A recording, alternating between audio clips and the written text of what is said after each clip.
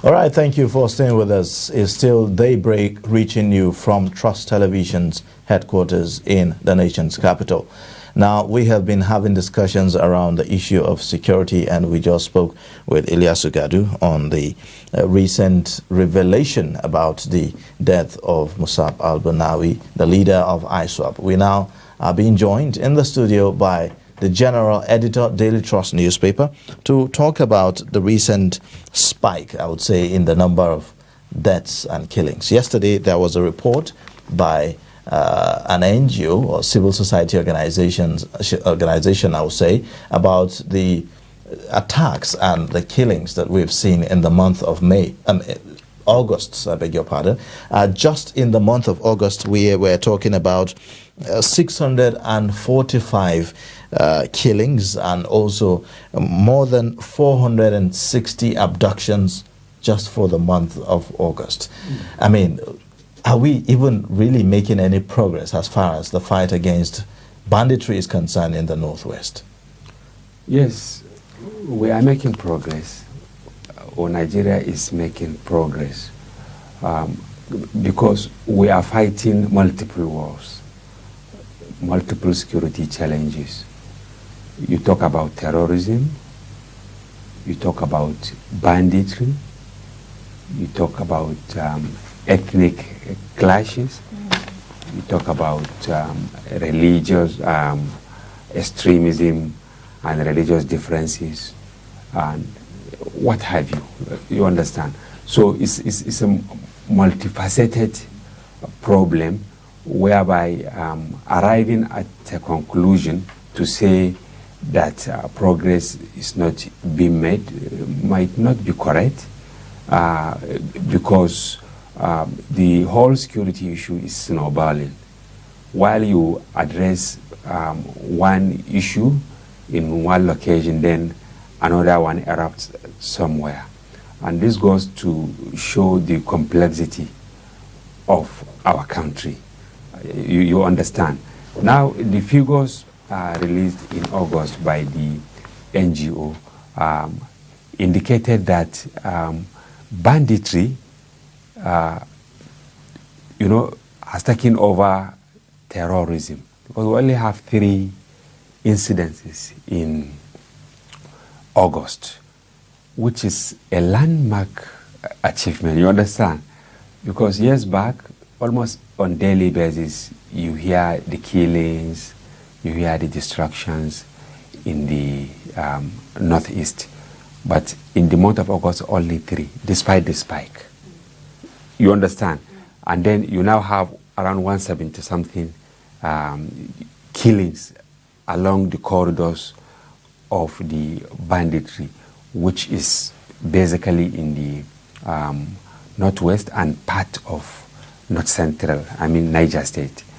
So it's just snowballing almost on daily basis. But if you say that we are making progress, we are hearing reports as well from some states in the Northwest of schools being suspended as a result of abductions and all of that. When you juxtapose that, how do we reconcile it?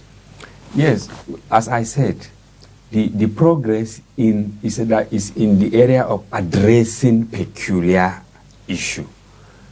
This is where the progress is being made. As you can see now, 2 big masquerades that have been terrorizing the Northeast for over 12 years. They are gone, the group in disarray, and then many people coming out to now surrender. You understand? That is an achievement. But in the other side, of course, there is a spike. But if you look at what is happening in the last 2 weeks, after the suspension of telecommunication services, it's like the tide is now more or less turning against the bandits. I may be wrong, since we are not getting clearer picture of what is happening. But if the impulse, if the little information we are able to scoop from people coming out from that axis, I think there is also a progress. We are now in September, right? Right. Good. And then the closure of schools is a necessity for the governors, even though not the ideal. You understand? Because we always say it, that people must be alive first, people must be secured for them to even eat, not to talk of seeking for knowledge. Okay. So now how would you describe our approach to the issue of banditry in Nigeria, since it seems to be the order of the day? Yeah, it was terrible before, but it appears the security operatives, I mean, I'm talking about the police, the army, the air force, the DSS, and what have you, and now coming to terms with the reality that is another big monster that must be tackled. And this is what probably informed their decision to now approach the issue by deploying ground troops and then aerial reconnaissance. You can see the Air Force is really doing a lot, even though we had that they are recording collateral damage, meaning civilians are also being attacked, not deliberately, but you know, in a war situation, you cannot rule out those issues.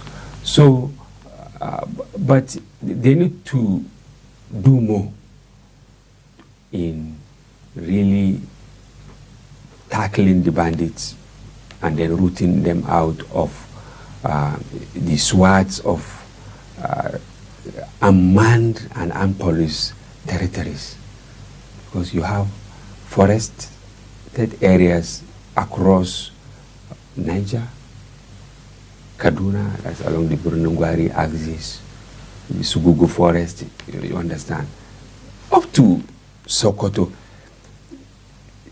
You have forest and even semi-arid areas that are not under the custody of anybody. And you know, if you look at, you know, this strategy by the bandits, it appears that they have identified those areas as soft targets where they carry out these attacks. Is it that we are not, you know, accepting the fact that those places are ungoverned, they are unmanned, they are unpoliced, and that for as long as they remain like that, those bandits will continue to use those places as targets for their attacks? And what's your own assessment of how much we have been able to do in terms of deployment to those areas? Or is it something that is beyond what our military can do? Yeah, number one, honestly, the deployment is not commensurate with the problem on ground. And this might not be unconnected with the fact that they are also understaffed. How many policemen do we have in the whole of Nigeria? How many army personnel do we have? Air Force, Navy, Civil Defense, Customs, Immigration. If you put the numbers together, I strongly believe they are not more than 1 million. I may be wrong, because it's a top secret, you understand. But you see the police, you know, between 400 and 500,000, and then almost on daily basis they are being killed.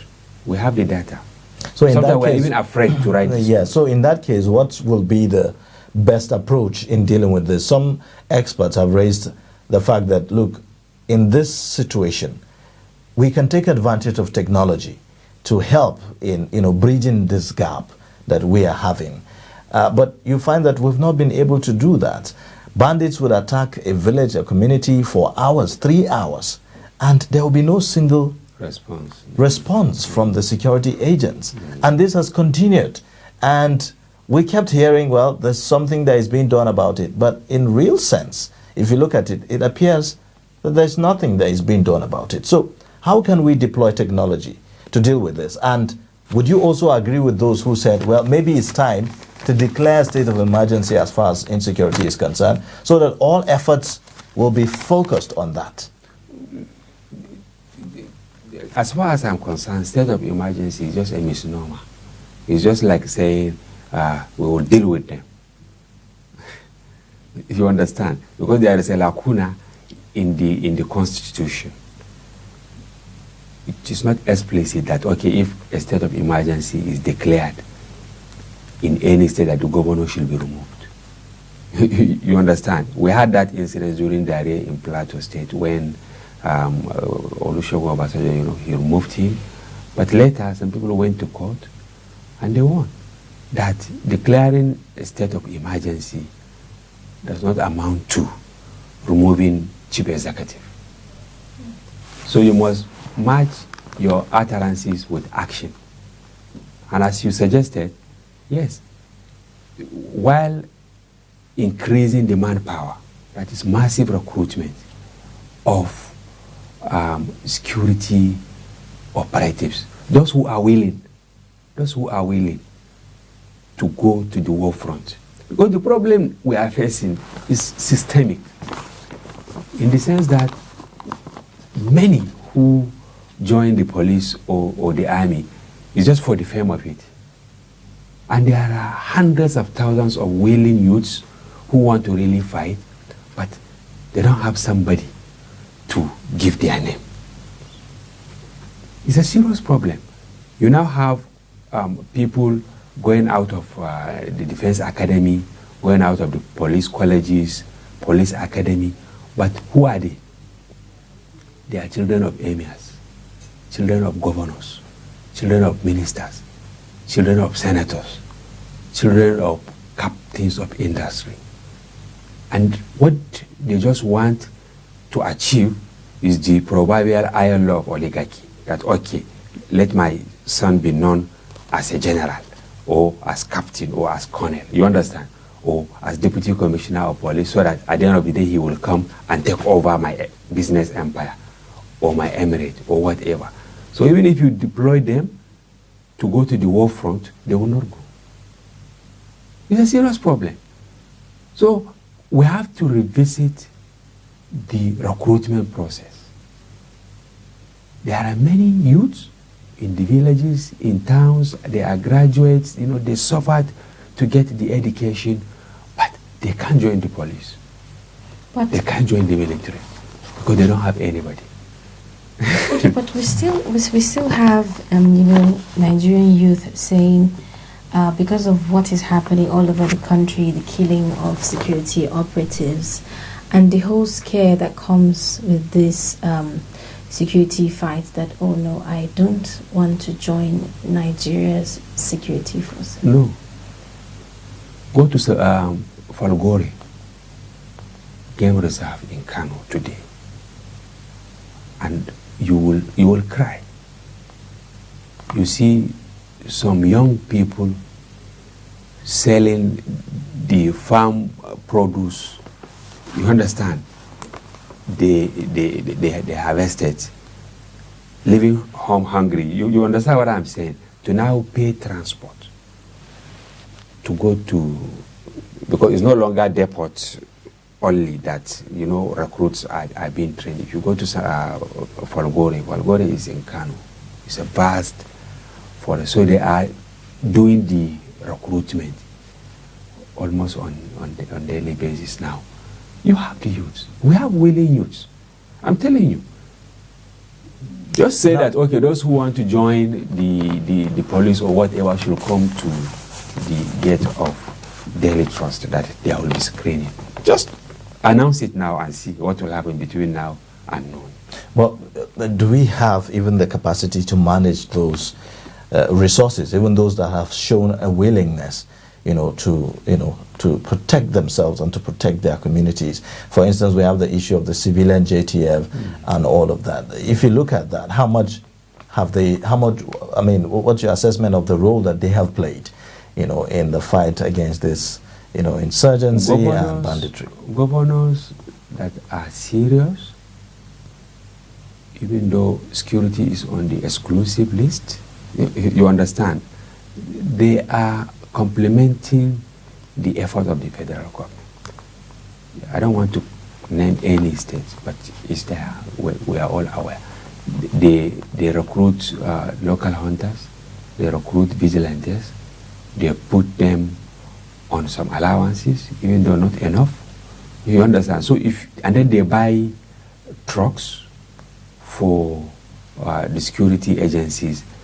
You see combination of civil defense, vigilante, hunter, and 1 or 2 military personnel going for patrol.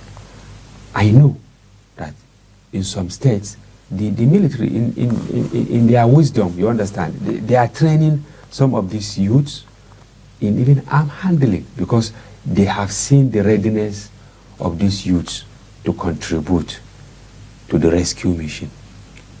You understand? And then there are many youths who, through the volunteerism they participated, at the end of the day they were able to join the military. They have joined the police, Air Force, and what have you. But it's a serious issue that the states, local government areas, and the federal government must coalesce into a single force and do whatever it takes to do massive recruitment. Okay. So we've been talking about how best can we deploy technology to deal with this banditry and insurgency. I recall that the Daily Trust did a story some time ago about how ransom paid to bandits is now being transferred through the bank. And one will say that in 21st century, shouldn't have that made it easy to be able to apprehend these bandits? Yes, when we did that report, we tried to do a follow-up, and we are still on it. You see, the banks protect their customers. Even by error, if you deposit money into somebody's account, for you to track that fellow, you first have to go and report the case to the bank, then go to police station, you understand, to report it, and then you go to court and obtain an affidavit. You understand? So the process is so cumbersome that sometimes before you get the relevant documents, you will be frustrated, and then you just give up. A case in point was one of the victims we cited in the story. What the bandits normally do is to compel 1 or 2 of their victims, you understand, to give them their ATM card, to also give them their PIN, you understand, and then the account number. So they will now direct a different family of another victim to pay ransom into that account. And then when they do this, they will not release the victim on time. Instead of, okay, I have paid, release my loved one. You see them delaying for like 2 days or for some hours until they withdraw the whole money from the account. They are always thinking ahead of all of us. Now, I think there is a need for the National Assembly to now enact a law that will address this difficulty, that okay, if you have been compelled to pay ransom, that immediately you report this to the police. With a phone call, they should be able to block that account. Right. You understand? Mm-hmm. If we do this, it's just like the victims versus hospitals.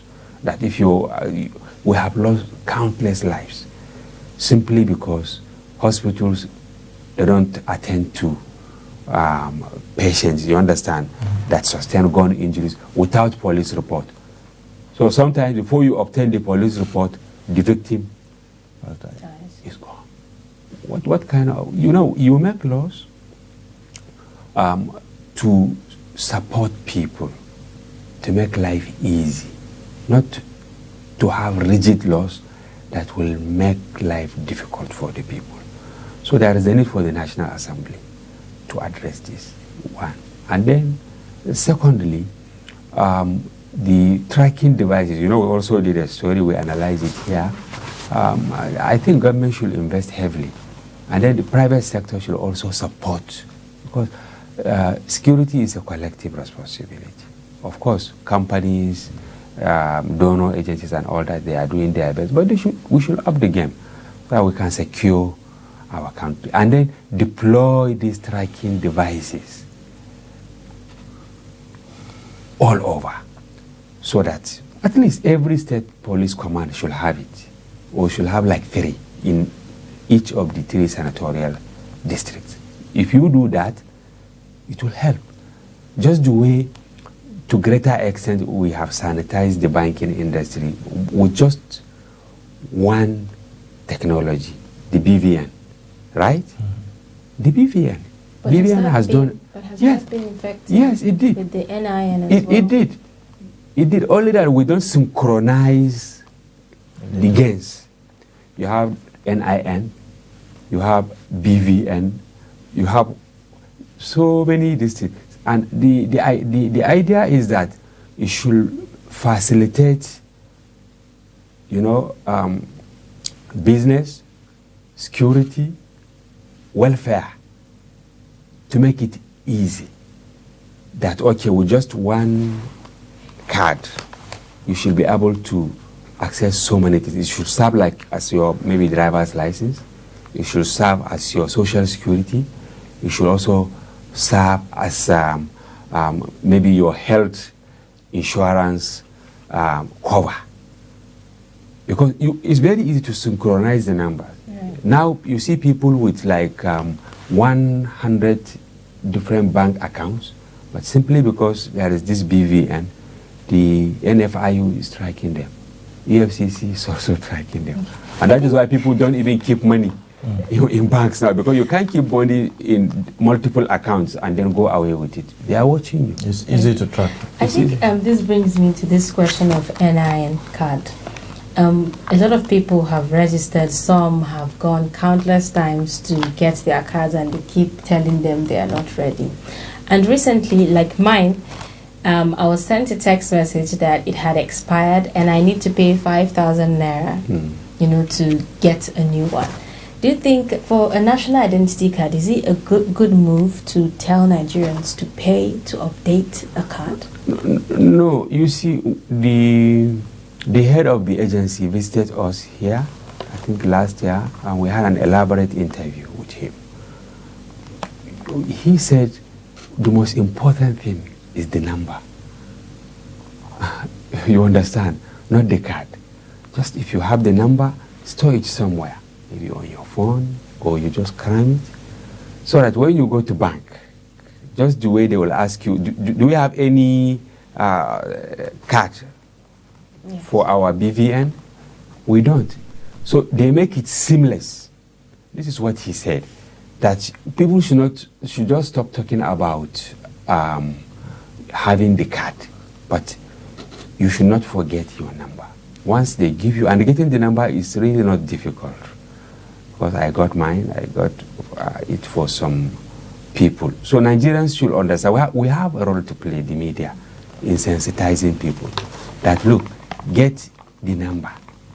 What the head said is that they are after the registration. If they do massive registration and Nigerians are all captured, then it will make it easy for planning. In some places, let me tell you, if you beat the traffic, right? If you beat the traffic, they'll just take your number. And it is camera that will capture your number. You just beat the traffic. Do you know what you will see next? You know, the postman will just come and ask you to go and pay into the government coffers for that crime. And they will give you timeline. If you didn't do it, that your car plate number, you understand, has been synchronized with your bank account. Your other details. They know where you are working. They know your house. And that is why they took the warning. Sometimes they even send it by email. That, okay, you have beat the traffic at Utako. And this is the fine. You must pay it. If you pay, fine. If you didn't, they'll just deduct it from your salary. Why can't you do that in Nigeria? Commitment. Commitment. If we have the commitment, we can do this. It's very simple. All right. Well, thank you so much for coming on the show. We've been speaking with the general editor, Daily Trust newspaper, HAMZA IDRIS, and very, very interesting conversation. Thank you for coming. Thank you. Yeah.